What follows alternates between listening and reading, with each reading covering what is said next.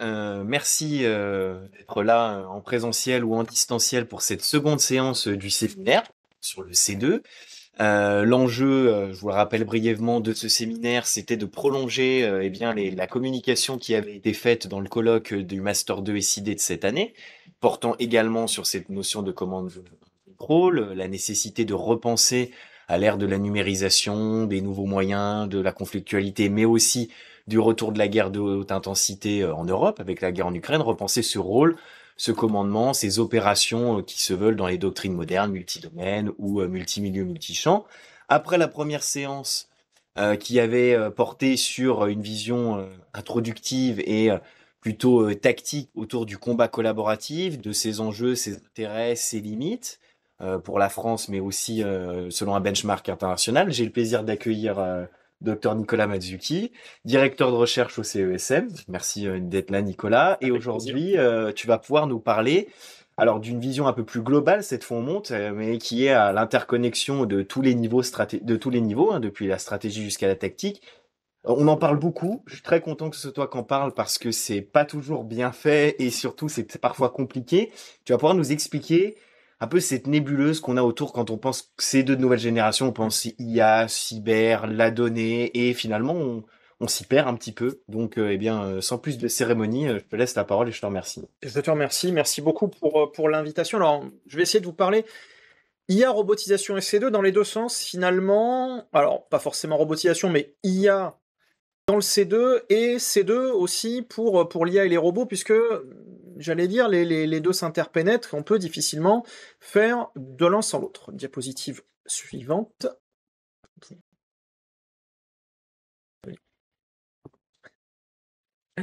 Pardon. Merci.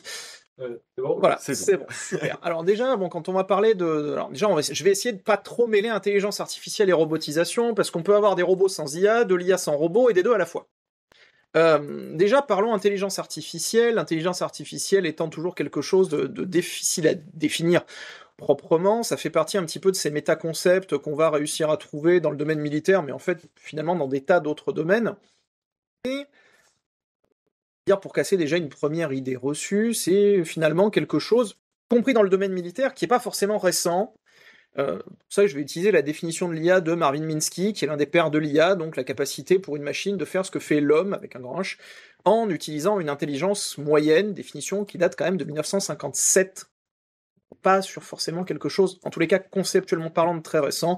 Vous pouvez lui préférer sinon la définition de Woody Allen, l'intelligence artificielle c'est le contraire de la bêtise naturelle, ça marche aussi, y compris dans le domaine militaire, mais pourquoi est-ce que je vous disais que c'est métaconcept ? C'est parce qu'en fait, dans cette idée d'intelligence artificielle, et en prenant la définition de Minsky, on se rend compte que finalement, il y a beaucoup de choses là-dedans, potentiellement, j'allais dire trop, et surtout que l'intelligence artificielle, c'est plutôt une famille technologique avec des branches, avec des sous-branches, et quand on va regarder un petit peu toutes les sous-branches qui sont représentées dans l'IA, finalement, on arrive à deux grands piliers ou deux grandes familles d'IA.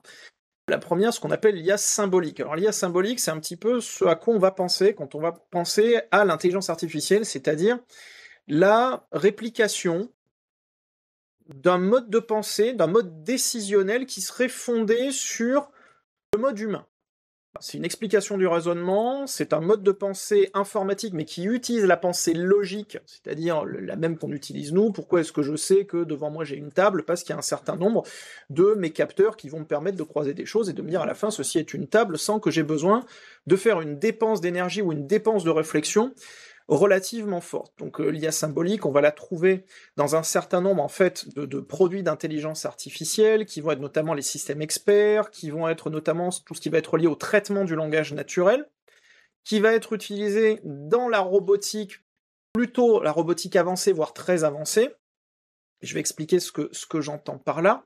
Et ce qu'il faut voir, c'est que cette IA symbolique, finalement, est peut-être ce qu'on entend de manière un peu naturelle quand on parle d'intelligence artificielle, sans trop rentrer dans les détails, elle est en retrait depuis les années 80-90. Voilà. On va dire que la dernière très grosse avancée de l'IA symbolique sont les systèmes experts qui datent de la fin des années 80, qui notamment étaient utilisés dans le domaine médical, d'abord pour l'analyse, la pré-analyse en tout cas, des radiographies médicales pour la détection de tumeurs cancéreuses. Système qu'on va d'ailleurs retrouver aujourd'hui dans le domaine de l'analyse image. Aujourd'hui, quand vous avez un système qui fait de la reconnaissance automatisée de forme sur une image, finalement, c'est un système expert des années 80. C'est de la symbolique, de manière globale, mais c'est quand même un domaine de recherche qui est relativement en retrait. Depuis les années 80-90, l'intelligence artificielle est passée par ce qu'on appelle des hivers de l'IA. C'est-à-dire, on a la première vague de développement de l'IA. Je vais vous expliquer pourquoi après, c'est plutôt les années 50-60, après on a un gros hiver de l'IA dans les années 70, ça repart dans les années 80, à la fin des années 80, début des années 90, on a un nouvel hiver de l'IA, et l'IA est repartie depuis la fin des années 2000, début des années 2010, mais une fois de plus, je spoil pas trop, j'expliquerai pourquoi après. Bon, la symbolique, on va dire que comme elle nécessite beaucoup d'investissement, que c'est un domaine de recherche qui, sauf dans des cas très particuliers, est un domaine de recherche qui demeure relativement émergent, au moins en termes de produits finis et de produits commerciaux. J'insiste là-dessus, en termes de recherche scientifique, c'est un domaine qui est très grand, mais en termes de produits commerciaux, il y a assez peu de choses aujourd'hui, ou au moins assez peu de choses vraiment efficaces, ou tiennent vraiment les promesses de ce qui est vendu. Bon, c'est un domaine qu'on va considérer en retrait. Après, il y a une autre famille d'IA, qu'on appelle l'IA connexionniste. Alors aujourd'hui, c'est plutôt ce qu'on a tendance à trouver et à vendre quand on parle d'IA. IA aujourd'hui, en termes de produits IA, c'est surtout de la connexionniste. Qu'est-ce que c'est que la connexionniste? Finalement, c'est l'utilisation de données massives pour permettre l'apprentissage d'un algorithme qui est lui-même évolutif. Alors ça peut se passer avec des éléments qui sont structurés ou non structurés, un entraînement qui est supervisé ou non supervisé, j'y reviendrai plus tard, mais en gros, si je devais faire un raccourci un petit peu méchant, je l'avoue, c'est du big data amélioré.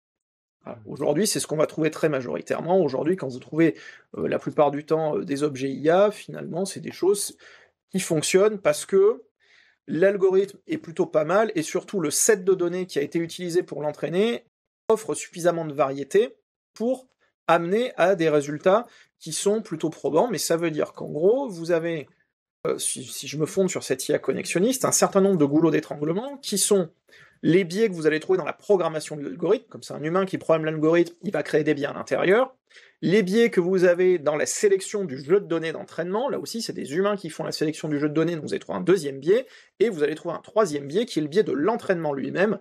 Est-ce qu'il est supervisé, est-ce qu'il est non supervisé?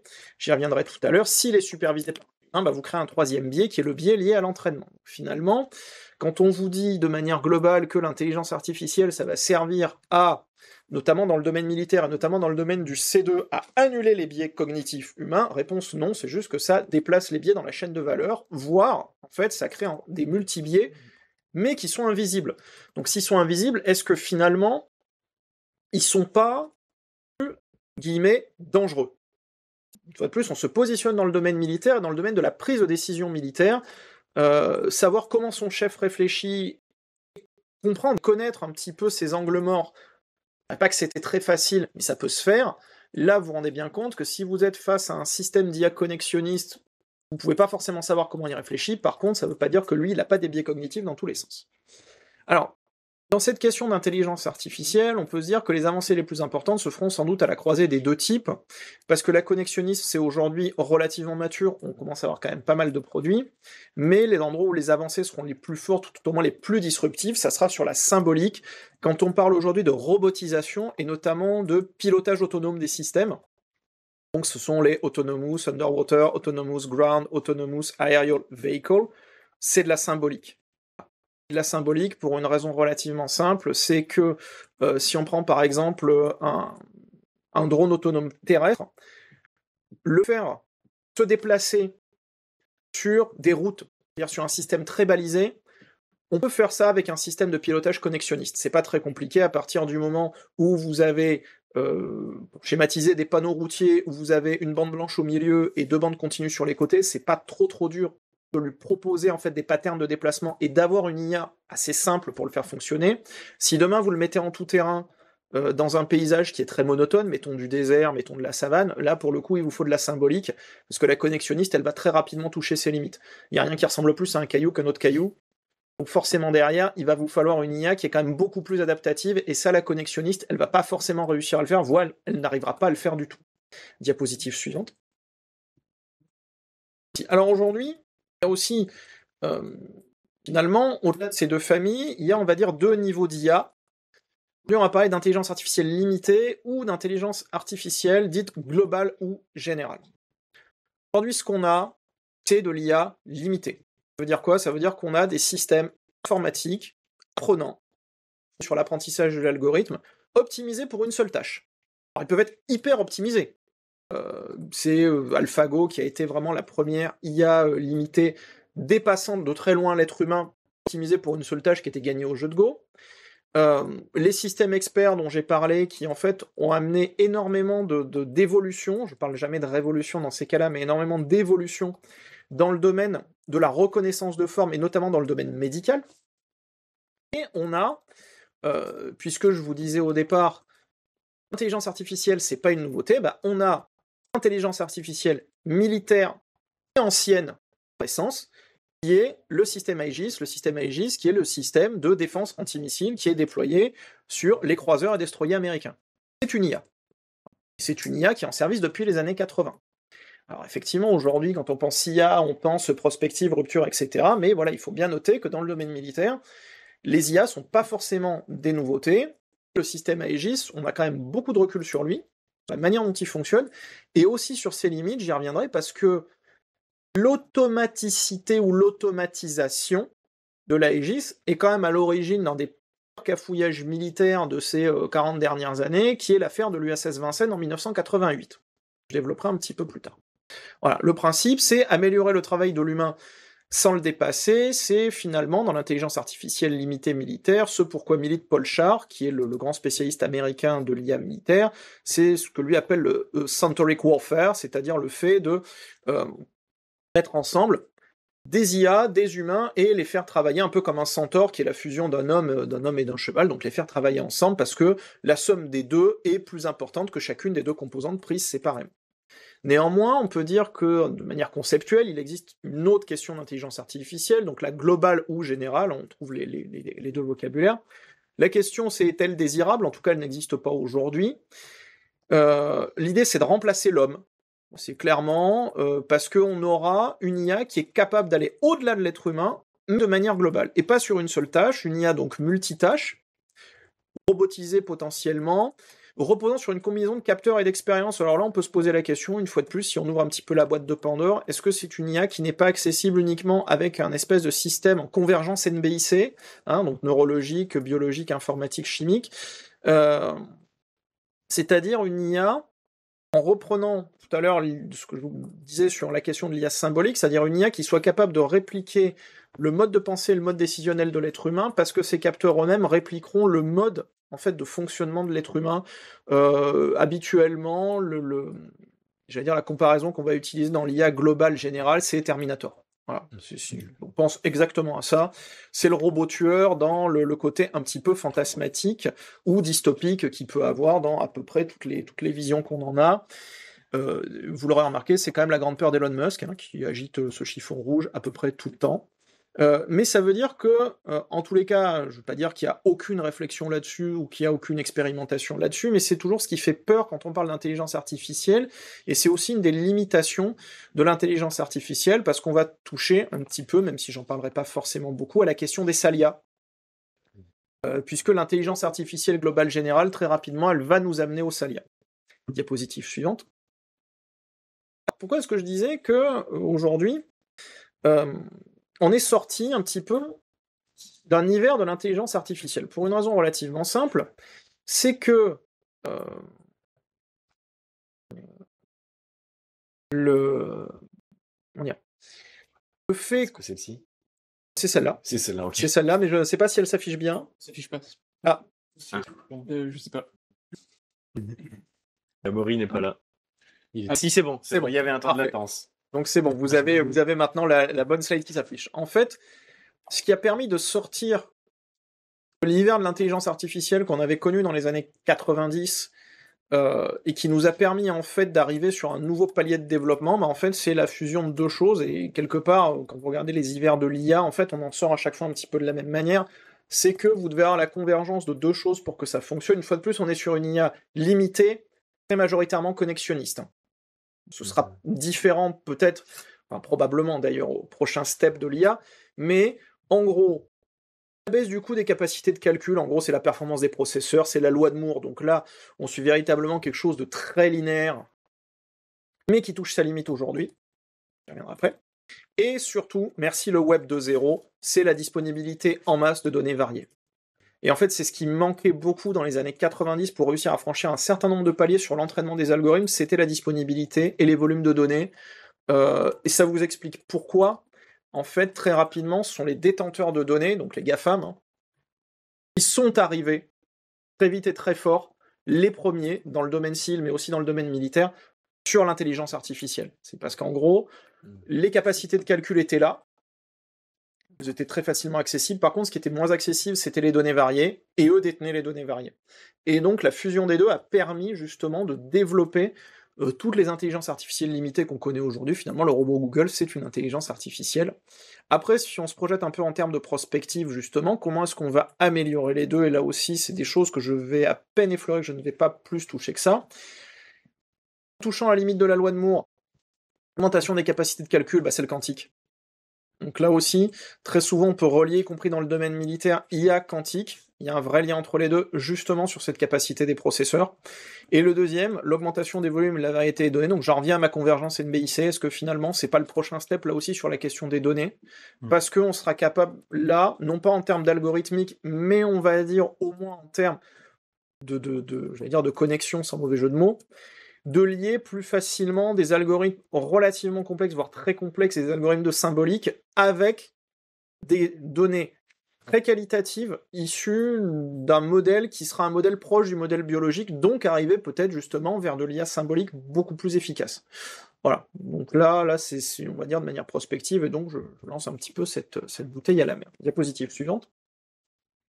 Alors, dans le domaine militaire, rentrer là-dedans, et pour rentrer un petit peu dans le domaine du C2, donc là, j'ai pris les fonctions, basiquement les fonctions état-major.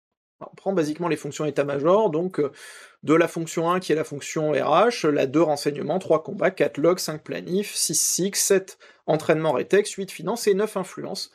Et on regarde, finalement, est-ce qu'on va appliquer ces questions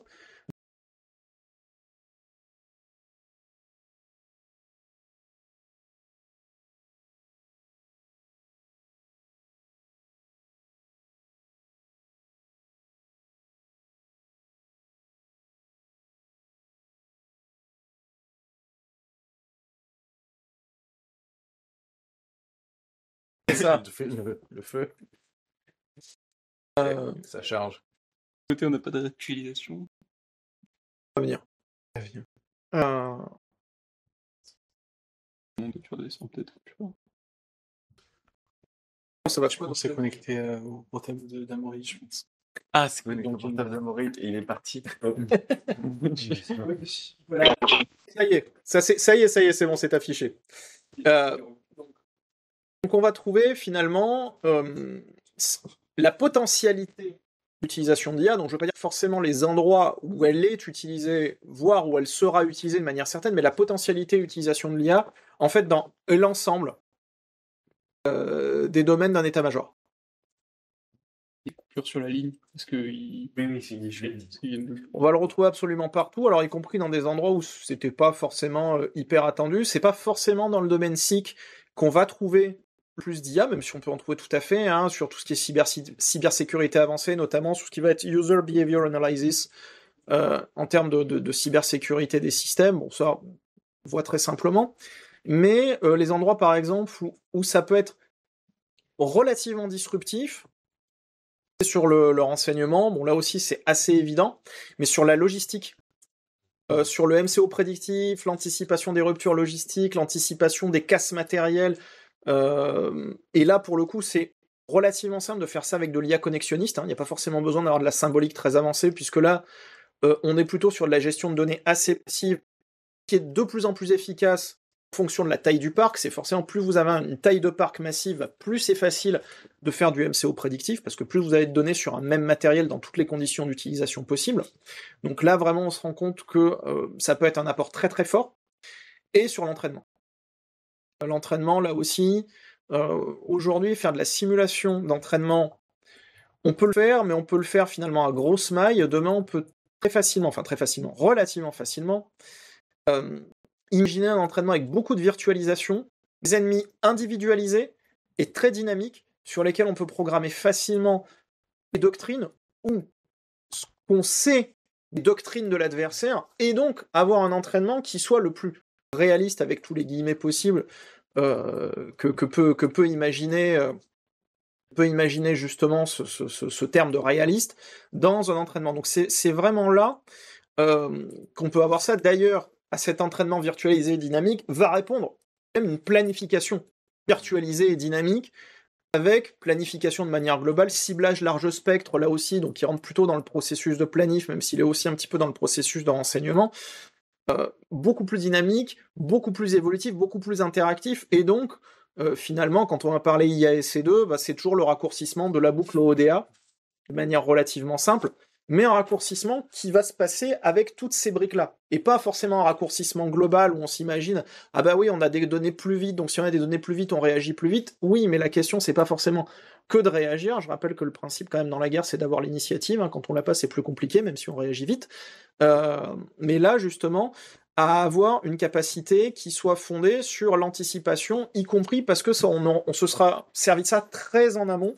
Je reviens beaucoup sur ma fonction entraînement rétex, parce que là, on se rend compte qu'avec une boucle rétex entraînement bien formée, ce qui est très souvent un gros problème de l'ensemble des armées, on va pas se le cacher, hein, la fonction entraînement rétex, c'est souvent une fonction qui est très mise en retrait, pas forcément toujours bien utilisée. Bah, on se rend compte que là, avec de l'IA pour venir dynamiser tout ça, en utilisant bien ça, finalement, on est très en amont des process de planif, de combat, de rance, de log, etc. Et donc, on peut vraiment avoir des effets de levier très forts sur le long terme, et pas uniquement sur le court terme d'une opération militaire, mais vraiment sur le développement capacitaire, et capacitaire en termes pas forcément de matériel, mais capacitaire vraiment en termes des compétences d'une force, notamment d'une force interarmée, relativement forte, parce que le reste, bon, il y a des choses qui sont assez évidentes, hein, dans la fonction combat, bon, on parlait des Salia, des choses comme ça, bon, ça c'est des trucs très très évidents, auxquels beaucoup de gens réfléchissent, mais vraiment ces éléments logistiques, alors logistique, les États-Unis ont beaucoup réfléchi sur la question de battlefield log, MCO prédictif, etc., fois avec plutôt de très bonnes réussites, mais ça veut dire aussi déjà une numérisation de l'ensemble des carnets d'entretien des matériels, etc., ce qui n'est pas forcément toujours fait partout. Mais moi, j'insiste beaucoup sur cette fonction, moi, entraînement rétex, où, à titre vraiment très personnel, je prétends que c'est là qu'on va avoir potentiellement l'utilisation la plus en rupture par rapport à tout ce qui est imaginé aujourd'hui, parce que le reste, finalement, soit on le fait déjà, bon bah dans le rance, on le fait déjà beaucoup, hein, tout ça, dans les SIC, on le fait déjà pas mal, mais ça, c'est là où on l'imagine le moins. Diapositive suivante. Combien de temps elle met à se charger? Ah bah super, ah bah là, c'est arrivé tout de suite.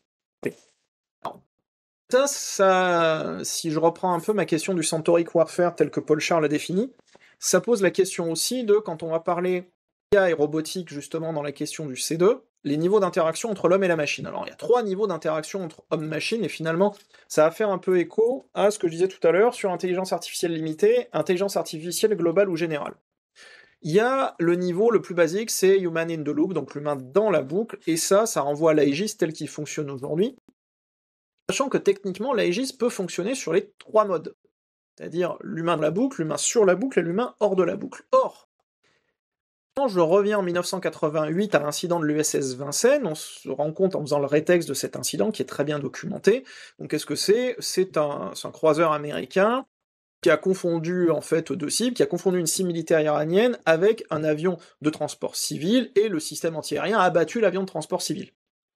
Voilà. Très simplement, pourquoi ? Parce que le système Aegis avait été mis en mode tout automatique, donc Human out of the loop, donc sans avoir besoin de demander l'autorisation à un valideur humain pour engager une action de feu. Donc là, on est vraiment dans le Salia, hein, uniquement, et où justement les Iraniens, en fait, s'étaient débrouillés pour, en gros, faire passer des avions de combat relativement proches des avions civils, à tel point que, justement, donc se noyer un peu dans le trafic aérien civil, à tel point qu'au bout d'un moment, en fait, dans l'interprétation algorithmique de l'Aegis avait considéré que, bah, quand il y avait un avion civil, il y avait probablement un avion militaire dans le coin, et là, crac.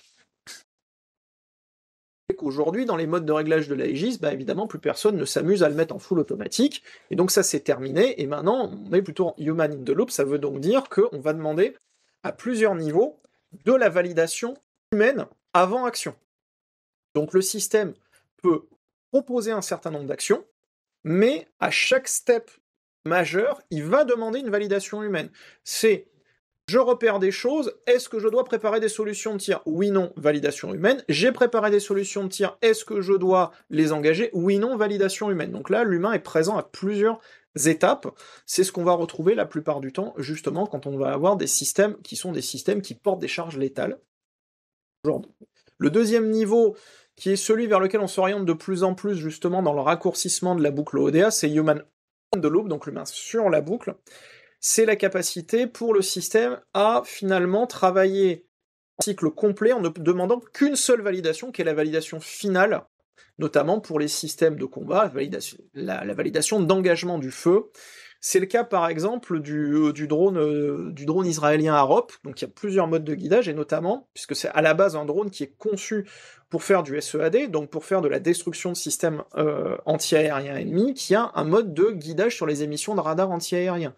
Donc, techniquement, il est capable d'aller faire le repérage de sa cible et potentiellement l'engagement de sa cible à partir du moment où l'opérateur humain lui donne la validation finale. C'est pas son seul mode de guidage, on a bien vu que le Harop, il peut aussi être utilisé très simplement comme un drone suicide assez basique, avec un guidage vidéo, ce qui a été utilisé notamment par l'Azerbaïdjan contre la guerre contre l'Arménie, qui a totalement tourné en fait l'Harop de son utilisation de base, qui est une utilisation SEAD.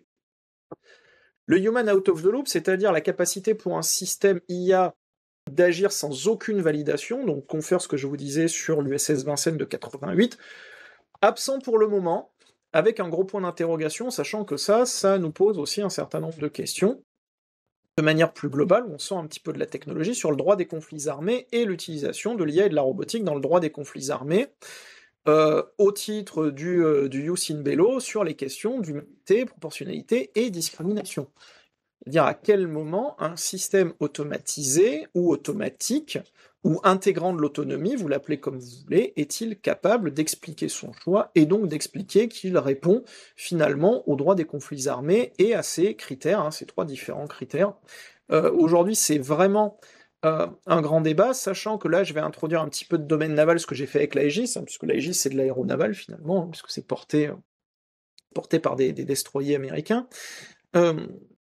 Si on regarde ces critères de droit des conflits armés, on peut se dire, tout le monde peut supposer, que l'endroit dans lequel les systèmes robotiques autonomes armés devraient, conditionnels, se développer le plus rapidement, une fois de plus en prenant uniquement en compte le critère de droit des conflits armés, c'est le domaine sous-marin.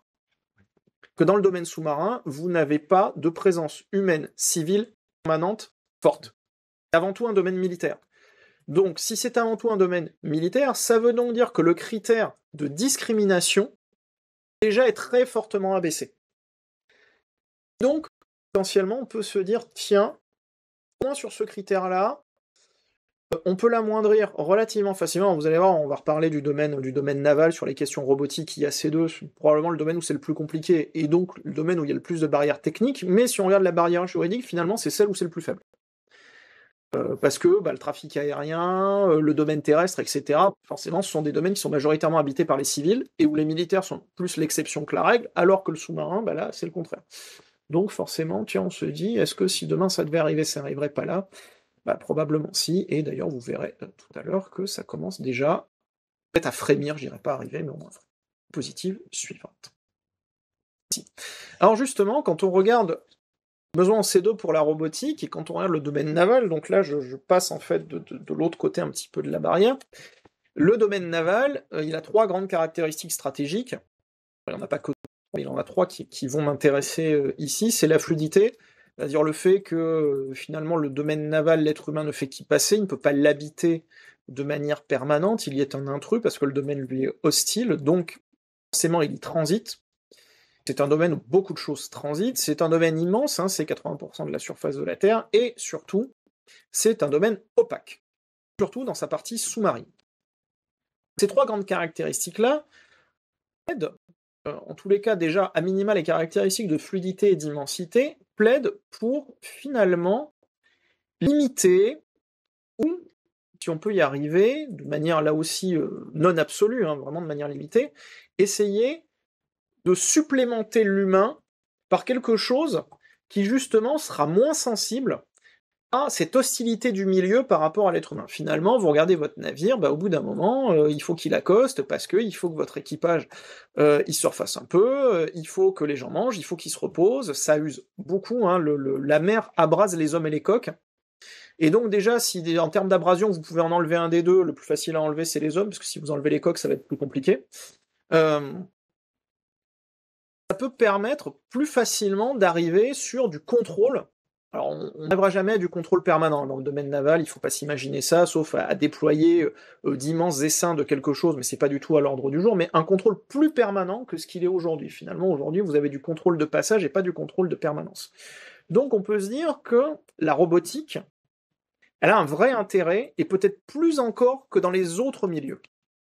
Sauf que le domaine naval, historiquement, il a un rapport très ambigu aux communications. On est un navire en mer, communication, c'est plus l'exception que la règle. Parce que c'est du satellite, ça coûte cher, c'est parcellaire, les communications sont difficiles à faire, et historiquement, le navire, c'est un petit peu un isolat de communication. L'exemple, j'allais dire, peut-être le plus archétypal de ça, c'est le SNLE, voilà, qui est le navire privé de communication nature. Donc c'est peut-être le seul endroit militaire aujourd'hui où quand vous êtes en opération, le principe c'est de surtout pas communiquer. Ce qui n'arrive nulle part ailleurs, c'est-à-dire que même isolé sur un îlot au fin fond du Pacifique, même déployé en force spéciale dans un trou en Afrique, vous aurez toujours des communications. Dans un SNLE, vous n'en avez pas. C'est le principe, c'est le but du jeu. Et sur un navire de surface, vous avez peu de communication. Sauf que aujourd'hui, la robotisation en cours, quelque part, permet cette réponse aux défis du milieu, notamment cette réponse à la fluidité, en partie cette réponse à l'opacité, intègre dans le réarmement naval global. Aujourd'hui, on est dans un réarmement militaire au niveau mondial tout à fait patent. L'endroit où il est encore le plus patent, c'est dans le domaine naval. Aujourd'hui, on a une explosion des budgets des marines sur à peu près toutes les zones de la Terre. Peut-être en Europe, c'est là où c'est le moins visible. On a un réarmement naval qui est du jamais vu depuis à peu près les années 70-80. Donc ça veut dire qu'on a la nécessité pour à peu près toutes les marines du monde de se mettre à niveau, y compris les marines européennes quand elles le peuvent. Et la robotisation en cours, c'est en partie la réponse à ce réarmement naval. On voit qu'aujourd'hui, par exemple, les États-Unis, qui ont décidé de manière stratégique en fait de quitter, avec un certain nombre de guillemets, le golfe arabo-persique, ou tout au moins de ne plus y maintenir une présence aéronavale permanente pour se réorienter plutôt vers la partie pacifique de l'Indo-Pacifique, dans une vision de la dialectique vis-à-vis de la Chine. En fait, qu'est-ce qu'ils font aujourd'hui et comment ils vont répondre à cet amoindrissement de leur présence dans le golfe arabo-persique? C'est avec le déploiement de la Task Force 59, qui est une task force de drones. Donc, quelque part, la réponse au réarmement naval chinois, qui est de dire on va déplacer nos capital ships vers le Pacifique, ça nécessite aussi d'avoir toujours une présence qui peut plus être une présence exclusivement humaine et qui peut plus être une présence aéronavale complète dans le golfe arabo-persique, on va le faire par des drones. Donc les drones, ça permet de répondre à ces défis du milieu, ça permet de répondre en partie aux défis du réarmement naval.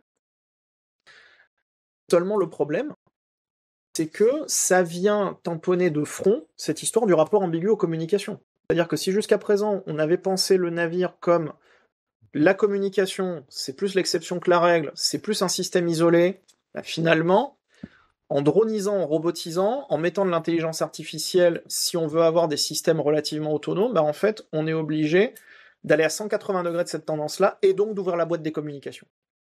Soit, ce qu'on va avoir un système qui va être un système en mini-réseau, et c'est un certain nombre de choses qu'on pense dans la marine nationale, c'est-à-dire se dire, tiens, on peut avoir le navire habité, la frégate, qui va dupliquer ses capacités, donc qui va avoir une bulle de couverture de son espace sous-marin, surface et aérien beaucoup plus grande parce qu'elle aura des capteurs et des effecteurs déportés robotisés. très bien imaginer, je montrerai des exemples tout à l'heure, mais une espèce de torpille drone qui en fait est un capteur ISR sous-marin, donc qui va servir à faire de la connaissance du milieu sous-marin en permanence, et qui va donc pouvoir se déployer beaucoup plus loin que sonar remorqué, par exemple. Donc en fait, on augmente la bulle de connaissance sous-marine, mais ça veut dire que si on fait ça, il faut donc que les différentes extensions robotisées soient capables de communiquer en permanence avec le système de combat du navire porteur. Donc ça veut dire que là, la communication, tout au moins entre le navire et les différents éléments qu'il va porter, doit devenir la règle et plus l'exception. Donc ça veut dire qu'il faut ouvrir les architectures.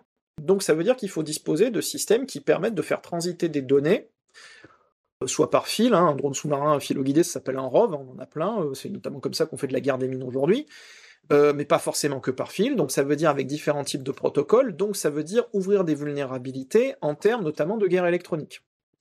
Soit on peut imaginer, ça c'est les Américains qui pensent plutôt à ce genre de choses-là, parce que pour des questions de moyens, c'est pas du tout à ces trucs-là, mais quand on regarde la Task Force 59 aujourd'hui, imaginez non pas des réseaux qui soient centrés autour d'un navire habité, mais des réseaux qui soient en fait des réseaux de robots, des réseaux de drones, notamment de drones de surface, mais là ça veut dire aussi que l'élément dimensionnant, il se retrouve sur le C2 qui va être déporté. Et donc là, ça veut dire qu'on va rentrer non pas uniquement dans une question qui va être l'accès ou le déni d'accès électromagnétique, mais là on va rentrer aussi dans l'accès, le déni d'accès spatial.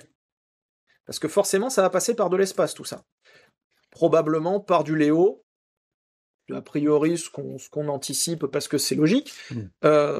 Et ça vous explique aussi pourquoi, nous quand on pense aujourd'hui notre environnement stratégique marine française, on dit, hein, c'est l'amiral Landier, le chef d'état-major de la marine, qui le dit comme ça de manière très claire, pour nous, la conflictualité navale, c'est de l'espace au fond marin. Et pour nous, c'est une colonne verticale absolue, parce qu'il y a cette question du domaine électromagnétique et du milieu spatial qui se pose notamment avec ce défi de la communication, ce défi du C2, dont on va déporter un petit peu le centre de gravité justement vers l'espace, ou vers l'électromagnétique, alors qu'avant, il était beaucoup plus centré sur le navire. À telle enseigne que, quand vous regardez justement ce réarmement naval aujourd'hui, c'est assez intéressant de voir que vous avez deux grandes tendances, au-delà de la question drone dont j'ai déjà parlé, mais c'est sur la question de la taille des navires. Vous avez où les pays qui continuent à faire des navires de taille moyenne, c'est-à-dire ce qu'on fait nous par exemple avec nos frégates, 4500, 6000 tonnes, etc., mais qui est plus aujourd'hui vraiment la grande tendance, parce qu'aujourd'hui, les grosses marines, on est comme ça, même si vous verrez qu'il n'y a pas que des acteurs monstrueux à l'intérieur, se remettent à faire des très gros navires. Des navires au-delà de 10 000 tonnes, 12 000 tonnes, 15 000 tonnes parfois. Pourquoi ? Parce que ça permet justement d'aller contrer ces problèmes-là en faisant une intégration sur la même coque de plein de capteurs très puissants, de plein d'effecteurs très puissants, et donc d'éviter le danger du déplacement du centre de gravité vers le spatial, vers l'électromagnétique, et donc de se projeter plus facilement dans l'idée de dire, demain, si on a du déni spatial, si on a du déni électromagnétique, on a quand même toujours une coque unique, habitée par des êtres humains, qui est capable de faire force de frappe, même si elle est déniée électromagnétiquement, déniée spatialement. Aujourd'hui, avec justement la robotisation, l'apport de plus en plus de l'IA dans le domaine naval, dans le C2 naval, on se rend compte qu'aujourd'hui, si vous voulez commencer à faire des effets très forts sur une force navale robotisée, vous n'allez pas forcément vous attaquer à tous les petits robots, à tous les petits effecteurs, c'est beaucoup plus intéressant de faire du déni électromagnétique ou du déni spatial. Voilà, très clairement. Et donc, aujourd'hui, dans le réarmement naval, la prolifération, alors beaucoup de guillemets sur le terme de prolifération, parce qu'il n'y en a pas tant que ça, mais des très grosses coques, je pense les types 55 chinois, les types 45 britanniques, les Italiens qui ont annoncé des croiseurs, des choses comme ça, les États-Unis qui veulent se remettre à faire des croiseurs après l'échec du Zumwalt, mais qui est un échec assez intéressant d'ailleurs par rapport à ça, c'est aussi une réponse à ça. Finalement, c'est une réponse à comment... Finalement, je sens que je vais avoir des problèmes de C2 parce que c'est là-dessus aujourd'hui qu'on va aller taper à cause de la robotisation. Comment est-ce que je peux contourner en fait ces problèmes de C2 à venir ? Et ça, c'est assez intéressant. Donc, c'est pas la seule explication de l'augmentation du tonnage, on va dire, dans les principales marines, mais du tonnage unitaire dans les principales marines, mais c'est aussi une des explications. Parce que sur un type 55, vous mettez un radar qui est 3 fois plus de capacité, on va dire, que par exemple sur un type 52 ou un type 54.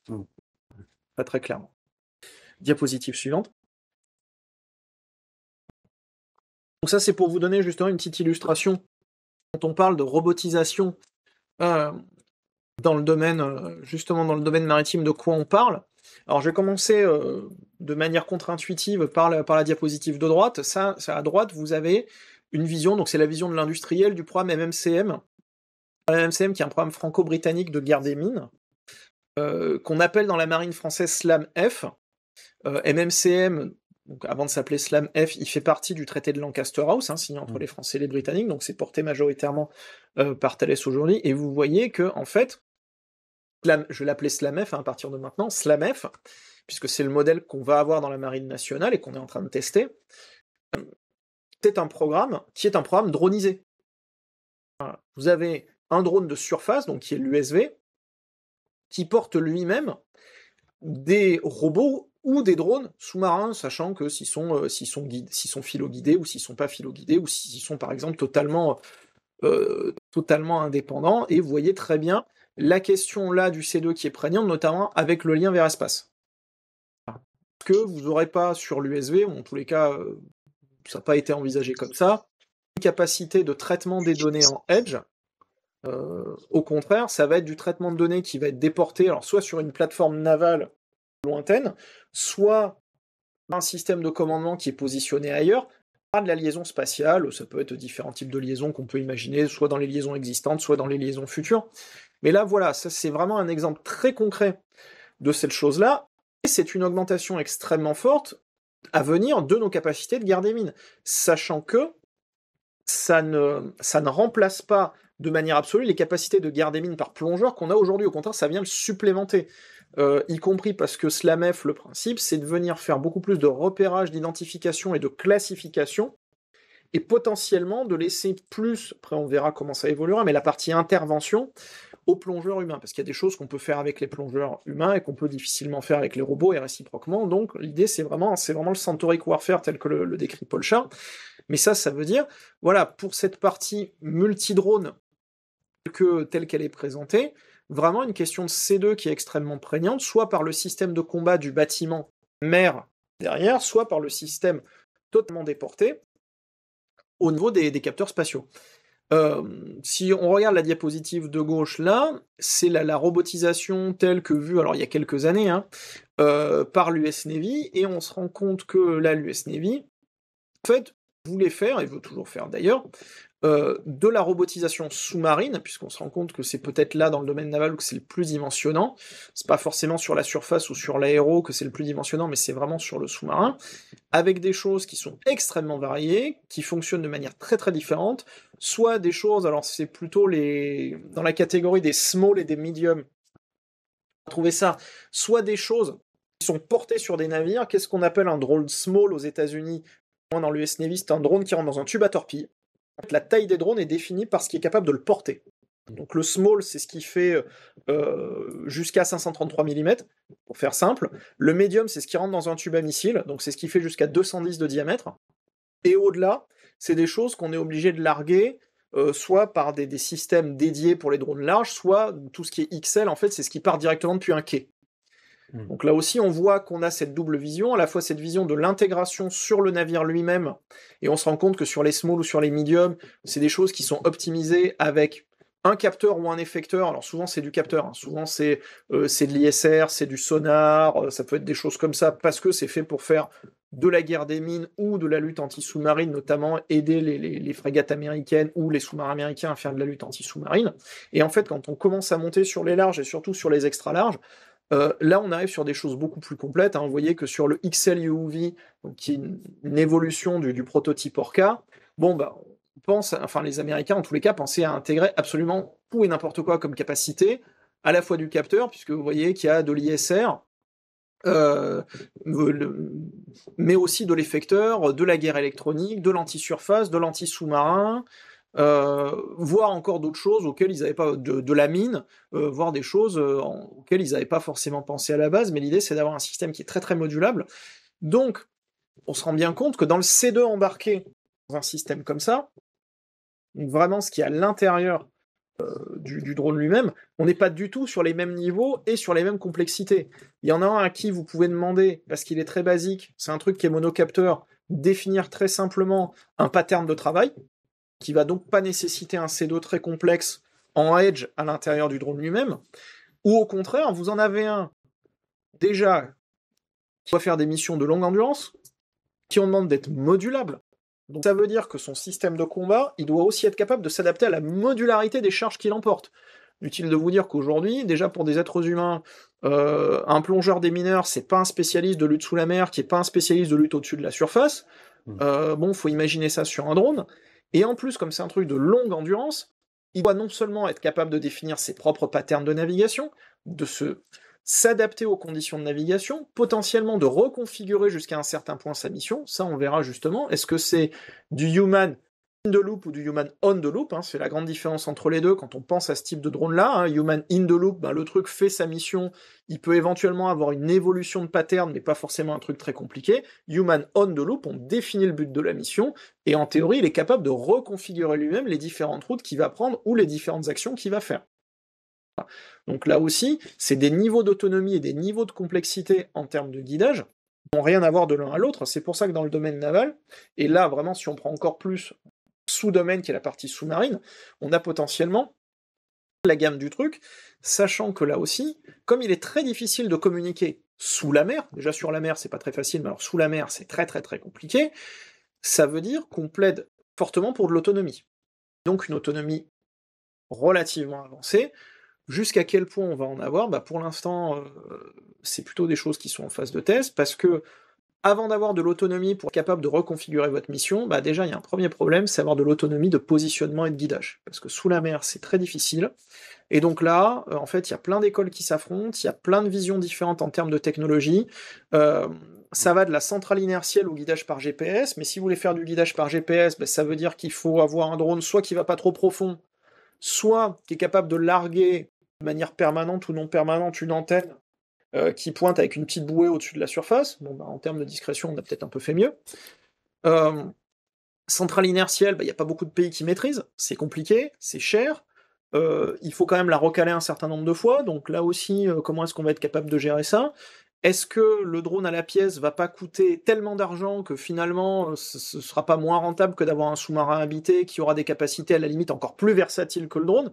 Donc là aussi, ça pose beaucoup de questions, parce que ça affronte aussi dans ces questions-là, si on regarde le domaine naval, finalement deux visions qui sont très opposées, qui est la vision du drone consommable.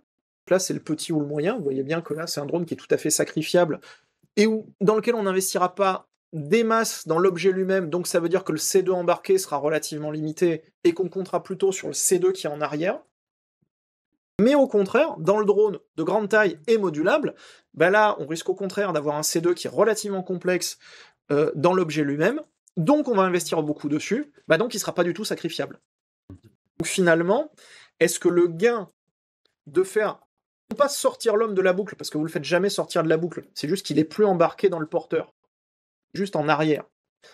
Est-ce que le gain de sortir l'homme du porteur, donc de répondre aux défis du milieu, finalement va être si important que ça par rapport à, pour l'instant en tout cas, des limitations de prise de décision, des limitations d'autonomie, des limitations de versatilité, on est comme ça, pour utiliser vraiment le terme à l'anglo-saxonne, sont toujours plus faibles avec un sous-marin habité pour des coûts qui, eux, seront, alors je ne sais pas s'ils seront équivalents, mais qui seront quand même relativement importants. Aujourd'hui, quand vous voyez les capacités d'endurance que vous faites avec des sous-marins diesel électriques de dernière génération, sans passer sur du sous-marin nucléaire d'attaque, puisque forcément, quand on passe sur des modèles propulsés nucléaires, les coûts explosent. Donc là, vraiment, je reste sur des diesels électriques, sur des modèles très éprouvés, des types 212, voire des types 214, voire des types 209, si on prend les trucs même un peu plus anciens.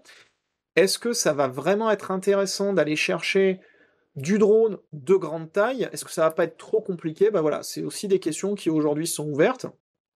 Je vous dis, les États-Unis réfléchissent beaucoup avec la Task Force 59, font beaucoup d'essais. Aujourd'hui, ils font surtout des essais avec des drones de surface, des drones de surface relativement grands, ce qu'on appelle des Sea Hunters.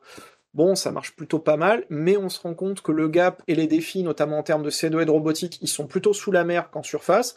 Donc quand on va vouloir passer là-dessus, est-ce qu'on va réellement le faire? C'est-à-dire le consommable, clairement oui, mais avec toutes les limites que je vous ai données, notamment sur les questions d'interdiction électromagnétique et d'interdiction spatiale. comment est-ce qu'on va gérer ça? Si on gère ça dans un domaine type guerre des mines, dans ce qu'on a pu gérer depuis 20 à 30 ans, des choses qui sont pas trop contestées en termes d'espace, ça ira. Bon, si on rentre sur des espaces contestés, ça sera pas la même. Et au contraire, est-ce qu'on va vouloir aller chercher des drones larges et surtout extra larges avec tous les avantages qu'ils peuvent avoir, mais au prix qu'ils vont avoir et avec la limitation qu'ils peuvent avoir encore? Vaste question. Bon, je pense que je vais m'arrêter là en tout cas pour le moment. Puis si vous avez des questions, je suis tout à fait preneur. Bah, merci beaucoup, déjà, Nicolas. Privilège de modérer. Moi, j'ai des questions, 3 principales. Est-ce que tu veux que je les pose toutes d'un coup? Non, plutôt l'une après l'autre, s'il Eh vous ben, plaît. l'une après les autres. Alors, ça peut paraître très bête, hein, mais je suis pas spécialiste et je suis très heureux de t'avoir pour répondre à ces questions. Mais première, elle est généraliste. On parle beaucoup, en tout cas dans le langage, dans le débat, que ce soit politique, militaire, d'une révolution de l'IA, une révolution de la robotique dans les armées. J'espère t'avoir bien suivi. Si j'ai bien suivi les étapes, on est plus sur de l'évolution, on est sur un débat qui... Et merci, je te remercie, parce que je ne savais pas qu'il y avait vraiment ce débat la fin des années 50, etc. Et tu disais donc que c'était plus des évolutions limitées, des évolutions que des révolutions, et une utilisation limitée. Ça voudrait dire, à ton avis, que c'est vraiment un abus de langage et qu'en fait on n'a pas vraiment passé de cap depuis la fin des années 80, ou est-ce que il y a bien, au moins conceptuellement, une révolution de l'IA? Est-ce qu'en fait ce terme, même s'il est mal utilisé, ça cache quelque chose, pardon, ou est-ce qu'on est vraiment dans une logique, non, c'est un abus de langage, et en fait, on est loin, très loin même de cette révolution annoncée? Alors moi, je te remercie de ta question qui est très intéressante. Alors moi, j'ai beaucoup de mal avec les termes révolution parce que révolution sous-entendrait, en termes de concept et de stratégie, en fait, c'est caricaturé, mais on prenne les choses, on les met à la poubelle en disant ça c'est obsolète, et donc on va le remplacer par autre chose. Or aujourd'hui, quand je regarde la stratégie militaire, navale ou pas navale, hein, finalement elle est toujours clausewitzienne. On cherche toujours à atteindre du cerveau humain à la fin. Le principe de la guerre, c'est toujours convaincre l'autre qu'il a perdu, etc., etc. Donc, dans ce domaine-là, j'ai envie de dire rien de nouveau sous le soleil, et l'IA n'a pas forcément changé énormément de choses. Donc, dans ce domaine-là, c'est pour ça que moi, le terme révolution, je suis toujours très très prudent. Après, dans le domaine capacitaire, dans le domaine des équipements, on est, à mon sens, sur des évolutions potentiellement très fortes, mais une fois de plus, tant qu'on ne sera pas... A priori, c'est pas à l'ordre du jour. Alors, les Russes essayent toujours de faire croire qu'ils vont y arriver, qu'ils vont le faire, etc., machin. Bon, pour l'instant, on n'a toujours pas vu les modèles en cours de fonctionnement. Mais tant qu'on sera pas sur du human out of the loop, c'est-à-dire tant qu'on n'aura pas sorti l'humain de la décision, une fois de plus, à part ce qu'annoncent les Russes dans le domaine terrestre avec les Uran 9, les Typhoon-M, les machins, ou dans le domaine naval avec les Status 6 Poséidon, hein, c'est à peu près la même idée. On sera pas là, et qu'on n'aura pas vu ça, il n'y aura pas eu d'évolution. Donc voilà. Peut-être qu'un jour, il viendra, mais moi je ne vois pas ça en tous les cas dans un avenir relativement proche, parce que je ne vois pas, j'allais dire, qui voudrait aller jusque-là. Mais si tu veux, alors c'est parfait, ça rejoint ma deuxième question qui est en plein dans notre séminaire sur le C2. Il y a un présupposé, en tout cas moi quand je regarde les doctrines, alors au domaine tu le connais, c'est plus le combat collaboratif terrestre, etc. Mais il y a un présupposé qui est de nous dire on va arriver à faire du All Domain Operation ou M2MC si tu veux, parce que, et tu l'as lu comme moi, on va avoir cette transformation du C2 avec une IA d'aide à la décision, et on parle souvent de gestion, sélection, diffusion de l'information. Mais quand je t'écoute, ce présupposé il est tellement lointain qu'il est faux, donc ça veut dire que le pilier de ces deux de nouvelle génération, il est en partie erroné, si je te suis. Je pense que oui, pour une raison simple, c'est que, en fait, on dit, oui, on va faire de l'aide à la décision parce que vous allez voir, l'IA, ça va permettre de traiter plus de choses. Mais en fait, le problème, c'est que aujourd'hui, on fait plus de l'inflation de capteurs. Ça, on en fait de l'inflation de capteurs. Alors là, dans tous les domaines, dans tous les machins, dans tout ce qu'on veut, que de l'inflation de traitement. Donc en fait, si on dit, ah bah oui, on va traiter plus facilement les données, mais en même temps les données sont de plus en plus importantes, et donc on a l'impression qu'on a un peu une course de la massification de la donnée versus la massification du traitement. Et comme on a encore beaucoup de mal à faire de la fusion de multidonnées, de données de nature différente, bah tant qu'on sera sur de la difficulté de faire de la fusion de multidonnées, voilà. Aujourd'hui, on se rend compte que l'IA, telle qu'elle existe, la manière dont elle existe aujourd'hui, elle est très peu capable de traiter les masses de données non structurées. Or aujourd'hui, l'enjeu, il est là. Pour moi, si en termes techno, je devais parier sur une évolution forte, c'est plutôt le quantique, et plutôt avec donc, ce qu'on appelle l'algorithme de Grover, qui lui permet de faire de la fusion massive de données non structurée. Aujourd'hui, on se rend compte que quand on fait de l'entraînement d'IA, on fait ça avec de la donnée structurée, parce que si on fait ça avec de la donnée non structurée, le truc part dans tous les sens, voire n'aboutit à rien. Donc tant que on sera obligé de passer par cette case structuration de la donnée, qui est une case extrêmement chronophage, et qui devient de plus en plus chronophage, parce que justement on multiplie les capteurs, donc les sources de données, bah finalement un peu cette révolution de la fusion des C2 et de la fusion dans le whole domain, aujourd'hui, moi du whole domain operation, j'en ai pas vu. Multi-domain, j'en ai vu, mais whole domain, non. Ouais, jusqu'ici, le truc où on va dire on va tout interfacer machin, y compris parce que il y a des, non pas des milieux, mais des champs qui sont encore d'une complexité d'appréhension extrêmement difficile par rapport à la donnée, je pense notamment le champ des perceptions, hein, le champ cognitif, où là on se rend compte qu'on est à peine au début de la réflexion ou des expérimentations là-dessus, avant de se dire qu'on va faire un truc qui fait du whole domain, bon courage. Vraiment bon courage.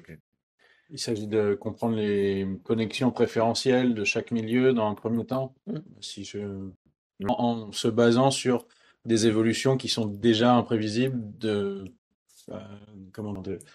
d'incorporation tactique qui vont être différentes selon les milieux. Donc ouais, c'est doublement imprévisible en fait. Et ma dernière question, et après je les laisserai aux autres, je finirai mon privilège, là purement marine. J'ai vu passer, pas du tout expert du domaine, mais je vois passer, je pense qu'on l'a tous vu, tu sais, l'inflation autour des logiques des vecteurs, notamment des missiles hypersoniques, avec un débat qui enfle sur c'est presque le retour de la jeune école, mais on n'a plus besoin de gros navires parce qu'ils seront détruits et donc on va tout droniser. Mais ça va complètement à l'encontre de ce que tu nous décrivais sur, en fait, la dronisation, c'est compliqué, etc. Donc, est-ce que c'est parce qu'on a vraiment deux écoles, entre guillemets, deux paradigmes de la guerre navale qui s'affrontent et on est dans un débat stratégique non tranché, ou est-ce que c'est parce qu'on fait encore une fois, de la surinflation sur la capacité de ces vecteurs hypersoniques et donc l'impact à la fois sur le potentiel de destruction, mais aussi sur la nécessité de tout droniser.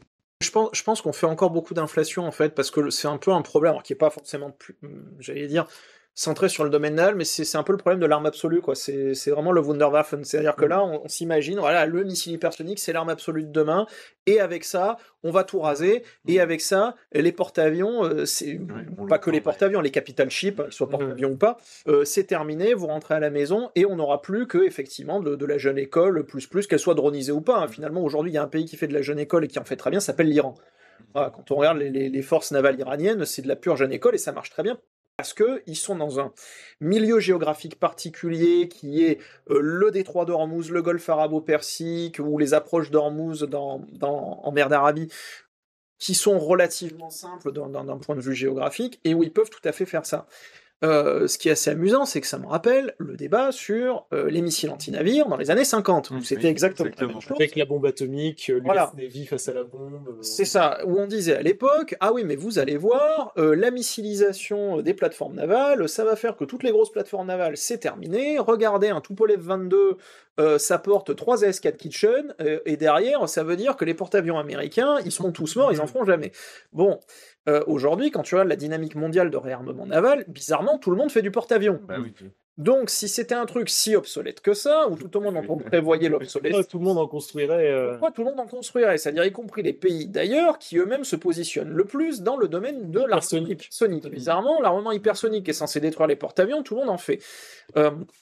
Y compris parce que, j'allais dire, je renvoie, enfin finalement, si les gens veulent découvrir un peu le domaine naval, il y a un discours de Churchill qui se trouve très facilement sur l'historique de la Chambre des communes, qui est un discours qui s'appelle Naval Estimates 1912, au moment où il est First Sea Lord, donc l'équivalent du ministre de la Marine, à l'époque où il existait un ministre de la Marine. Aujourd'hui, le First Sea Lord, c'est l'équivalent du chef d'état-major de la Marine. Il fait un discours sur la guerre navale en prévision de la Première Guerre mondiale, et en fait, c'est un truc absolument génial, où on a en fait cadre conceptuel de ce qu'est la guerre navale, y compris actuelle, et en gros, parlant des cuirassés, il dit pour un cuirassé, le principe, comme c'est relativement fragile, c'est taper fort, taper le premier, continuer à taper.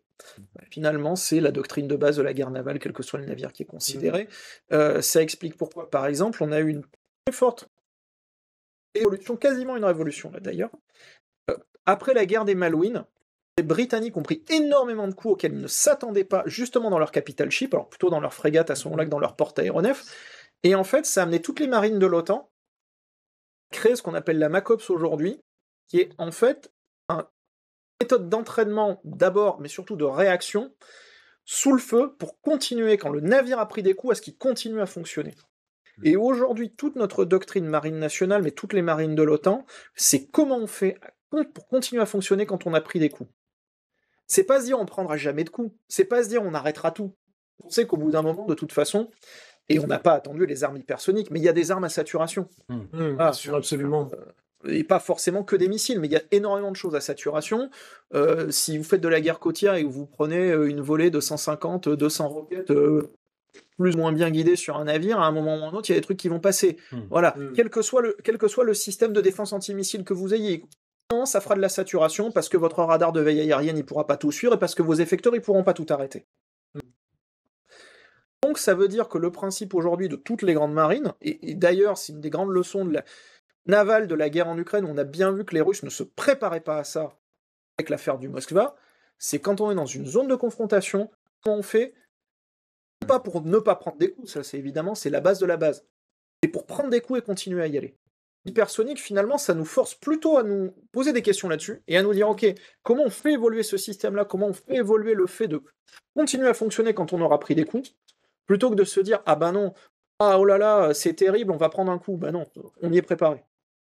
Pas clairement, on y est préparé, et voilà. Et aujourd'hui, c'est plutôt comment on redéfinit notre architecture C2, comment on redéfinit en fait tous nos modèles, justement pour se dire, ok, on va prendre des coups, et comment on fait pour gérer par rapport à ça. Okay. Merci beaucoup. J'imagine qu'il y a d'autres questions que les miennes. Il y avait du spatial, il y avait du nucléaire. Est-ce qu'il y a... Oui, alors j'aurais une question. Déjà, merci beaucoup pour les éclaircissements. Du coup, de ce que j'en comprends, finalement, on en revient à un principe de réalité. C'est-à-dire que, bien même on réussit tout, même l'IA, elle fonctionne parfaitement et qu'on a un C2 parfait, finalement, l'IA, elle règle pas la question de l'éthique. On en a parlé un petit peu. Enfin, c'est pas elle qui va dire, bah, juridiquement, c'est acceptable. Parce que quand on a une réponse salienne, comme vous l'avez évoqué, qu'est-ce qu'on fait devant les médias? Et justement, on voit de plus en plus cette communication qui est de plus, enfin, on voit le discours des propagandes, la guerre enfin, des discours en tant que tel. On voit qu'il y a quelque chose qui est pas réglé de ce côté-là non plus. Pareil pour l'économique. Si c'est pour arriver et aboutir sur un suicide économique, à quoi ça sert? Sachant que de toute façon, comme on vient de l'évoquer, on revient toujours sur l'humain, à dire que bah de la même façon qu'en boxe, je sais pas si ça parle à 3 personnes, on peut s'entraîner sur un sac de frappe pendant des heures, mais au moment donné où on prend vulgairement un pain, bah ça change un petit peu toutes les réponses. Donc est-ce que finalement, par rapport à tout ce que je viens d'évoquer, on en revient à des choses qui sont beaucoup plus terre à terre, mais qui fonctionneraient plus dans le sens de ce que vous avez évoqué, où finalement tout ce qu'on a expliqué là, c'est bien beau, c'est de la réalité, c'est peut-être dans les 40 ans qui vont suivre, mais pas pour aujourd'hui.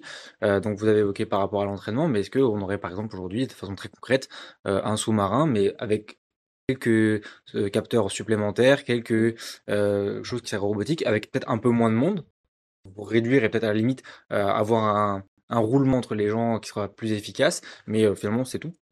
Mais moi, c'est ce que je pense. Je pense vraiment qu'en fait, l'avenir, il est plutôt là.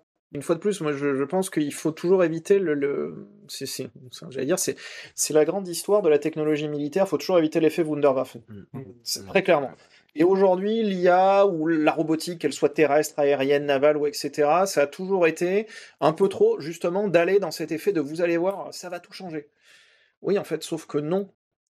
Et c'est la même chose quand on parle, par exemple, d'intégration M2MC, pour parler de C2. En fait, c'est pas que vous allez faire un C2 plus efficient, c'est juste que vous allez déporter le centre de gravité de votre C2 vers l'arrière. Mais en fait, il aura toujours les mêmes vulnérabilités, et voire elles seront plus complexes, parce que il y aura moins de liaisons à couper pour couper tout le C2. Donc voilà, je dis pas qu'il faut pas y aller, je dis pas qu'il n'y a pas des trucs intéressants, au contraire, il y a plein de choses intéressantes, parce que ça peut avoir plein d'apports, ça peut donner plein de briques supplémentaires, plein d'avantages, mais c'est pas ça qui va donner l'avantage, parce que l'avantage, il n'existe pas. L'avantage, il est dans le commandement. Il n'est pas l'efficacité de l'être humain, etc. Il n'est pas dans l'arme elle-même. Alors, ça n'a rien à voir avec l'IA, mais je vais prendre une comparaison historique. Vous regardez la Première Guerre mondiale dans le domaine naval. En 1914, la Hochseeflotte allemande a la supériorité technologique et numérique sur la Home Fleet britannique. C'est-à-dire la Royal Navy est plus puissante en termes global, mais en Europe, les Allemands sont plus puissants. Pratiquement, pendant les batailles de la Première Guerre mondiale, les Allemands sont vainqueurs. Tactiquement parlant, ils coulent plus de bateaux aux Britanniques que les Britanniques leur en coulent. Pourtant, à partir de 1916, ils rentrent au port et les Britanniques sont les rois des mers en Europe. Pourquoi? Parce qu'à un moment, c'est une question de commandement et c'est une question de dire on a l'habitude de prendre des coups, et les Britanniques sont très très bons pour ça en mer. On a l'habitude de prendre des coups, on sait comment on va gérer ça, eh ben on va continuer à y aller. Alors qu'en face, quand vous avez une force qui n'a pas l'habitude, parce que c'était une nouvelle marine, la marine allemande à ce moment-là, c'est une marine qui se crée, il y a plein de choses dont on n'avait pas l'habitude, et effectivement, c'est un peu l'histoire du sac de frappe et le fait de prendre vraiment des coups. Ben, au bout d'un moment, le système de commandement humain est plus capable de continuer à y aller et dire ok, on va arrêter. Voilà. Logique. Ça. Donc on en revient à une perception, on en revient à du clausewitzien. Qui est de l'IA, qui est du robot ou pas, à la fin, c'est juste qu'on va déplacer en fait le centre de gravité, mais à la fin des fins, pour le moment, je dis bien pour le moment, on ne sait pas de quoi l'avenir sera fait, on est sur du clausewitzien, donc on est sur du cerveau humain. On revient finalement, en fait, augmenter certaines capacités, on le fait de façon épars, on augmente simplement certaines fragilités, parce qu'augmenter le spatial, c'est augmenter le segment sol-espace, avec du coup la problématique cyber entre les deux. La robotique, c'est si on a des capacités EM en face, on n'a plus de robotique, qu'est-ce qu'on fait ensuite? Est-ce que le commandement, il est habitué à ne plus avoir ça du tout et à revenir à des bases, donc avec un stylo et une feuille, juste très... Donc du coup, qu'est-ce qu'ils font ensuite et finalement exploité par des puissances qui seraient beaucoup moins fortes, parce que finalement tout ça là, au-delà du temps, c'est partir du principe que c'est l'accès à ces capacités, parce que même si dans 20 ans, on a accès à les capacités que vous avez décrites, ce sera pas du tout le cas pour tout le monde, et on en reviendra à des confrontations qui seront asymétriques. C'est ça. Et où donc les puissances, en guillemets, les moins bien dotées, ont intérêt à investir sur l'électromagnétique. oui, c'est ça. Oui, ouvrons une parade asymétrique, comme d'habitude, comme Voilà. en Ukraine. C'est ça. Bien sûr, bien sûr. C'est Et ça. du coup, quelle échelle de temps vous donneriez à ce qu'on a expliqué parce que là, sur ce genre de livre, on voit sur des horizons de 30, 60 ans, 40 ans, 50 ans. Est-ce qui vous paraît réaliste? Ça dépend pourquoi, mais une intégration assez massive, allez, pour les 2-3 premières armées mondiales, les Américains et les Chinois, quoi. 2040, Ouais, voilà. 2045. On sait à quoi vont ressembler les flottes des années 2030. Oui, c'est ça. Sont... C'est ça, elles sont déjà en cours de Elles sont construction. déjà en cours de douille, donc on a déjà une idée. 2040-2045, à peu près. Voilà, c'est l'échelle de temps à laquelle on se projette. Mais c'est intéressant que vous parliez de la question de revient au stylo et au papier. Une fois de plus, je suis pas là pour faire le public rédactionnel de la Marine nationale, même si c'est quand même un job. Mais nous, dans nos exercices, on fait notamment, en fait, au départ, c'était un exercice, et maintenant, c'est devenu au-delà d'un exercice, c'est devenu en fait un mode de réflexion chez nous. Donc, on avait lancé ça l'an dernier, qui s'appelle Polaris. Et en fait, dans Polaris, on a une partie où on débranche tout. Voilà. Retour à la manœuvre dégradée. C'est ça. À l'époque de la guerre froide qu'on a un peu oublié, notamment. Exactement. Donc on débranche tout ce qui est satellitaire, tout ce qui est guidage automatique, tout ce qui est machin, et on joue une partie de nos exercices justement comme ça, en se disant demain, si on arrive dans un environnement dénié spatialement, dénié électromagnétiquement, qu'on est toujours capable de gérer. On apprend énormément de choses en faisant ça. D'où l'intérêt des wargames avec une feuille du papier. Ouais. Un tableau étant forcément avec un ordinateur. C'est un enjeu majeur des états-majors, de revenir à on a fait beaucoup de recommandations pour certains états-majors. Les premières recommandations, c'est réinvestir la manœuvre dégradée. C'est ça. Encore plus aujourd'hui, en effet. Il y a peut-être d'autres questions du chat. Bien, non. En fait, je ne vois pas de... Il y avait du spatial, non? Oui, il y avait du spatial. Alors après, je suis pas certain de pouvoir répondre à quoi que ce soit sur le spatial, qui n'est pas du tout mon domaine. Mais... Non, moi, par contre, ce qui a attiré ma curiosité, tu as évoqué très brièvement le Zumwalt et son échec. Et je voulais avoir ton sentiment là-dessus. Qu'est-ce que tu voulais dire par là? Nous voulons en savoir plus. Alors le Zumwalt, c'est hyper intéressant. Je renvoie au fameux discours de Churchill en 1912 qui dit un navire qui est construit avant que le besoin soit exprimé est un navire perdu. Et le Zumwalt, c'est hyper intéressant parce que c'est vraiment un navire qui est conçu intellectuellement à la fin des années 80, enfin dans la fin des années 90. C'est le programme CGX, c'est l'Arsenal Ship, c'est les trucs comme ça. Et en fait, le temps que le programme mature, alors non seulement il y a ça, donc en fait c'est la continuité de la doctrine américaine qui s'appelle From the Sea 92 et Forward from the Sea 94, qui est de dire, on fait aujourd'hui du sea basing, c'est-à-dire on a la suprématie navale, et en fait la mer sert à projeter de la force vers la terre. D'accord. Ouais, c'est le Air Sea Battle, en fait, qui est la continuation de l'Airland Battle. Et l'idée, c'est de dire, en fait, il nous faut par exemple de l'artillerie lourde sur les navires pour aller taper la terre. Il nous faut beaucoup de cellules de lancement de missiles de croisière. Donc ouais, dans cette architecture-là, et en même temps, on est en pleine révolution dans les affaires militaires, donc on est en plein truc de dire, il faut numériser tout, il faut tout digitaliser, il faut faire des bonds en avant, il faut mettre des armes à énergie dirigée. Et quand on va agglomérer ce Glubi-Boulga, on va arriver sur le Zumwalt, qui déjà met énormément de temps à être maturé, qui en fait fonctionne par briques, et de temps en temps, il y a des briques qui vont sauter dans le programme. Alors la première des briques qui va sauter dans le programme, c'est la munition pour les canons de 155. Il était censé avoir une munition hyper complexe et très particulière, justement pour aller faire de la frappe contre terre en profondeur. Mais il se trouve qu'en fait, le Congrès fait annuler cette brique-là, donc en fait, le truc tombe, donc l'intérêt des canons lui-même tombe en même temps. En plus, on a voulu agglomérer des tas de choses à l'intérieur, ce qui fait qu'à la fin, le truc coûte un fric fou à la pièce. Il est énergétiquement mal dimensionné, c'est-à-dire qu'en fait, son alimentation énergétique est trop faible pour faire fonctionner la plupart de ses capacités. Voilà, donc ça veut dire que les armes à énergie dirigée, c'est même pas en rêve. Et surtout, au moment où on dit, finalement, on signe le bon de commande et on commence à construire la première coque, c'est le moment où on dit, mais en fait, en termes de défense antimissile et en termes de défense antiaérienne, il est capable de faire quoi? Parce que là, vous avez vu, on commence à avoir des pays, notamment un qui s'appelle la Chine, qui commence à avoir des capacités saturantes. Notamment d'interdiction aussi, oui. Verrouillage. Et en fait, parce qu'il a été conçu dans l'optique forward from the sea, donc en fait, de faire de l'action contre-terre avec de la suprématie navale. Oui, mais en fait, il est plus du tout adapté. Ah bah non. C'est comme ça que du coup, on se retrouve avec des navires. Ok. Et quand on regarde, il a. Alors, je vais dire ça de mémoire, parce que vraiment, je dis ça de mémoire, mais de mémoire sur un Ticonderoga, qui est la classe avant le Zumwalt, qui est un truc construit dans les années 50, dans les années 70, pardon. Il y a 122 lanceurs verticaux. Sur le Zumwalt, il y en a 80. Justement, parce qu'on est à un moment où on se dit, le truc, il a la suprématie navale, enfin, on assure la suprématie navale, donc c'est pas la peine qu'il ait une défense extensive, bien sûr. Donc il est pas capable de faire des bulles, contrairement à tout ce qui emporte de l'aegis, comme les Ticonderoga, par exemple, il peut pas faire des bulles autour des porte-avions, pas capable de faire ça. Donc en fait, c'est un navire qui va plutôt agir seul, ou qui va plutôt agir dans des concepts plutôt littoraux, donc en accompagnement des marines. C'est vrai, mais à ce moment-là, accompagnement d'unités de marine, c'est ce qu'on a besoin d'un truc qui est aussi cher. Ouais, et donc à la fin, comme le concept est un peu bizarros, et qu'il y a plein de trucs qui se sont passés au même moment, à la fin, le programme tombe parce qu'il ne répond pas aux besoins, et donc, en fait, j'en reviens à Churchill, un navire qui est construit avant que le besoin soit exprimé est un navire perdu. Mais comme le programme LCS, qui est exactement la même chose, avec des plus petits navires, mais le Littoral Combat Ship... Oui, j'y pensais justement avec un échec qui a été un peu similaire d'ailleurs. C'est à peu près certains qui vont être retirés du service. Tous, même, quasiment tous.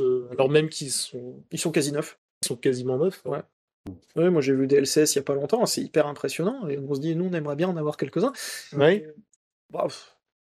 Ça a quand même pas mal de capacités, mais ça a été pensé, une fois de plus, dans un truc où on a la suprématie navale, alors ça emporte des capacités, mais pas trop, mais pas les bonnes, et ceci et cela. À la fin, on se dit, voilà, c'est vraiment le programme mal défini, avec une doctrine qui est pas adaptée, avec une volonté d'y intégrer toutes les avancées techno possibles et imaginables dessus, notamment le LCS, enfin ce programme LCS, qui a fait couler le programme, c'est la question de la modularité. Il fallait absolument que le truc soit modulable, il fallait qu'on soit capable d'avoir des modules missions qui viennent se plugger, etc. Donc ça veut dire qu'en fait, on a fait porter sur le système de combat du navire une capacité qui est pas possible, qui est de dire, mais on peut pas avoir un navire qui en même temps est conçu avec pour faire et de la guerre des mines, et de l'anti-sous-marin, et de la lutte au-dessus de la surface, et de la lutte anti-aérienne. Ça n'existe pas, ça.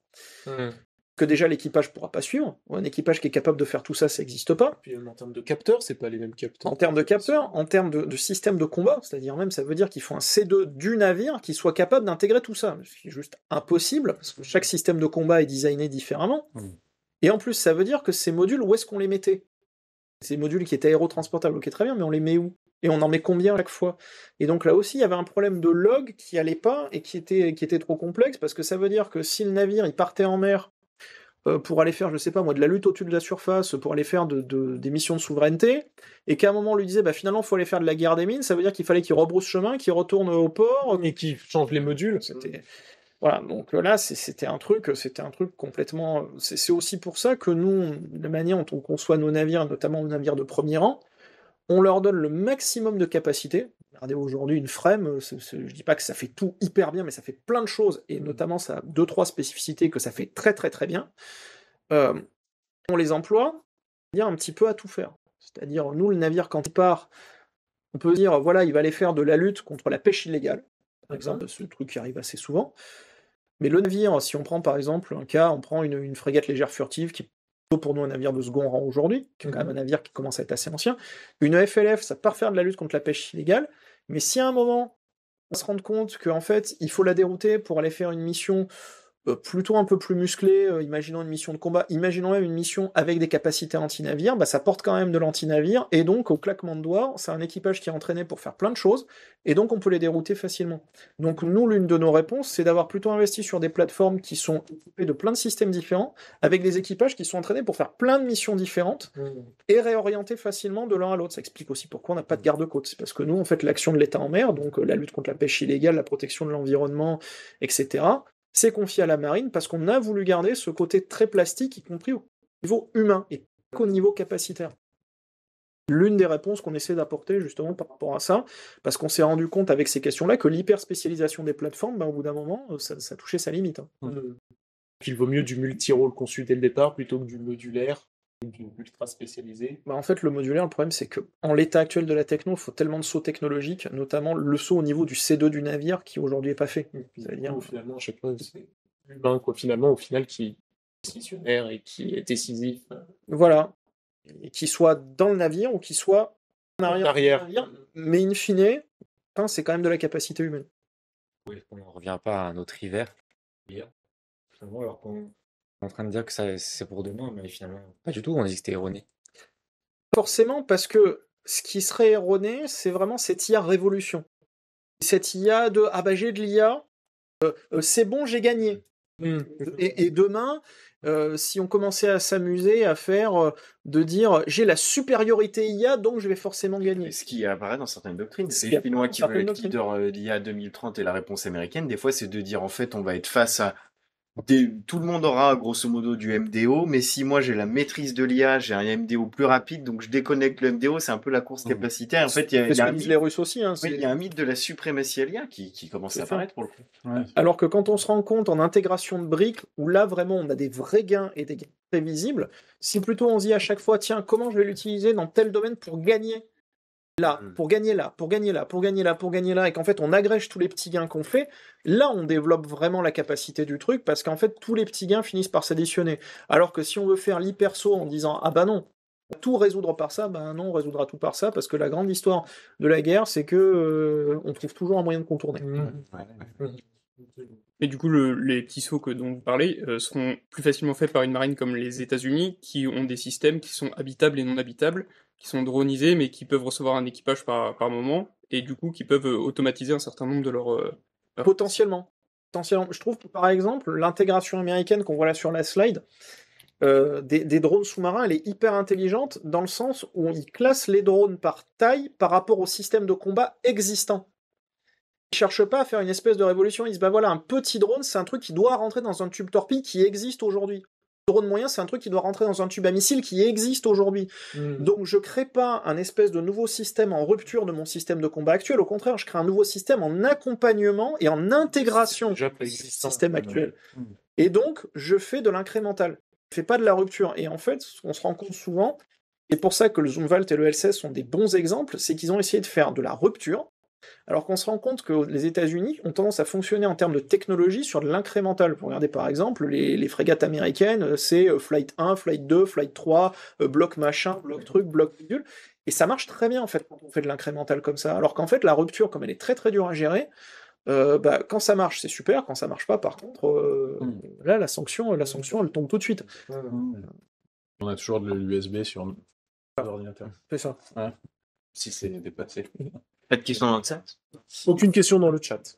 Et ben, je voulais quand même, c'est une dernière ah question. bah, Il y a vas-y, on te... quelque chose qui m'est apparu quand il a été question de la jeune école iranienne, c'est que cette diffractation tactique, stratégique qui est possible aujourd'hui, on ne sait pas quelle direction ça va prendre, ça pourrait amener à une décorrélation de la doctrine Brown Water, Green Water et de la doctrine Blue Water, où là il y aura peut-être des grosses flottes qui s'affronteraient contre des choses plus warming, pas des côtes comme le montre l'Iran peut-être. Ça serait la première question, avec la question des doctrines, comment adapter les doctrines à des situations beaucoup plus complexes qui prennent la mer comme vecteur. Mais bon, il y a une question un peu plus englobante, on va dire, mais je sais que la marine y pense beaucoup, c'est les conséquences de tout ça sur la dissuasion nucléaire, aéronavale et sous-marine. Donc là, je sais que c'est un nouveau chapitre voilà. Sur la dissuasion, de toute façon, je ne pourrais pas dire grand-chose, Oui. mais enfin, ça montre aussi que la permanence en fait de justement du multi-composante demeure quelque chose d'extrêmement pertinent. Souvent quand on dit voilà pourquoi est-ce qu'on a deux composantes, pourquoi elles sont différentes et pourquoi d'ailleurs les deux composantes sont portées par la marine et par l'armée de l'air, puisque la marine a aussi une partie de la composante aéro. Non, on se rend bien compte que justement pour faire face à la multiplicité des menaces et à la complexité des menaces, il nous faut les deux composantes avec les deux armées, très clairement. Après, sur la question justement de la multiplicité des doctrines, ce qui est hyper intéressant, c'est de regarder le mode de fonctionnement chinois par rapport à ça. Avec justement des flottilles de pêche dont on ne sait pas toujours si c'est des flottilles de pêche. Après, on a un deuxième rang avec de la milice maritime. Après, on a un troisième rang avec des gardes-côtes. Quand on voit l'armement des gardes-côtes chinois, on se pose un certain nombre de questions. Et après, on a la marine de l'armée populaire de libération. Et donc, on voit bien qu'il y a certaines marines, notamment, qui pourraient être amenées à vouloir gérer cet espace d'incertitude, justement, cette hybridité à la mer, parce que la mer, ça se prête très très bien à l'hybridité, même si j'aime pas du tout ce terme, mais bref, toujours est-il. Donc, la capacité à gérer ça, et j'en reviens un petit peu sur la force de la marine nationale par rapport à ça, c'est que comme nous, on n'a pas de garde-côte, qu'on utilise les mêmes moyens pour faire l'action de l'État en mer jusqu'aux missions de confrontation, voire, pour certaines choses, jusqu'aux missions de dissuasion, bah justement, on a la palette de réponses. Et comme le dit le chef d'état-major de la marine, la différence entre deux missions pour un bâtiment de la marine nationale, c'est une question de minutes et d'ordre. Donc, les marines qui ont fait le choix en fait d'avoir garde-côte d'un côté pour tout ce qui était basse intensité, souveraineté, machin, et de l'autre côté justement la marine, on va dire plus vraiment force armée, elles risquent d'avoir beaucoup plus de difficultés que d'autres à gérer justement cette zone d'incertitude quand il y a des acteurs qui vont vouloir essayer de s'insérer là-dedans. Comme justement on a l'une de nos forces, alors ce qui nous a souvent été reproché d'ailleurs, mais l'une de nos forces, c'est comme c'est la même entité avec les mêmes unités qui gère tout. Ben quelque part, ça sera plus facile de réagir. Donc là aussi, on en revient un peu sur l'entraînement, l'humain, la plateforme conçue dès l'origine pour un certain nombre de missions assez multiples. Alors, jamais assez nombreuses, c'est toujours pareil, mais bon, on fait ce qu'on peut avec ce qu'on a. Mais voilà, plutôt je suis pas certain que la plasticité et la versatilité, il faille la développer dans le système numérisé, parce que de toute façon, c'est toujours pareil. Le système, il a intelligence constante. Donc plus on va mettre d'intelligence dans le robot, moins on va en mettre dans celui qui est derrière la manette. Et il faut toujours trouver l'équilibre entre les deux, et c'est là où c'est le plus compliqué. C'est toujours dans l'équilibrage. Parce que dire « Ah, je vais pas en faire parce que ça sert à rien », ou dire « Ah là là, c'est ça qui va révolutionner, et demain, il y aura plus personne sur les bateaux », bah en fait, à mon avis, mais ça n'est qu'un avis, les deux sont faux. Et la vérité, elle sera probablement entre les deux, et surtout dans l'interaction des deux, l'interaction intelligente des deux. Et c'est surtout là qu'aujourd'hui, on se rend compte que c'est difficile et que la granularité est fine et très complexe, et que c'est beaucoup plus facile d'avoir un discours très tranché, ou totalement contre, ou totalement pour, plutôt que justement d'avoir un discours qui essaie de dire ok, bon, c'est quoi les limites d'un côté, c'est quoi les limites de l'autre côté, où est-ce qu'on peut avoir les vrais apports, où est-ce que c'est des faux apports, etc. Ouais, merci pour toutes ces réponses. Merci beaucoup. Bah voilà qui conclut. Avec- Merci d'être resté jusqu'au en hybride. Voilà qui conclut notre deuxième séance. Juste un petit teasing pour la prochaine fois. La troisième séance on retournera en partie les pieds sur terre avec l'Ukraine et particulièrement par Vincent Touret, une étude des processus de renseignement, d'acquisition, de traitement de l'information et surtout les diversités de ces deux et leurs avantages limites entre les deux belligérants de la guerre en Ukraine, donc bien entendu les Ukrainiens et les Russes. Voilà, merci beaucoup et bonne soirée à tous. Merci. Et merci Nicolas. Merci.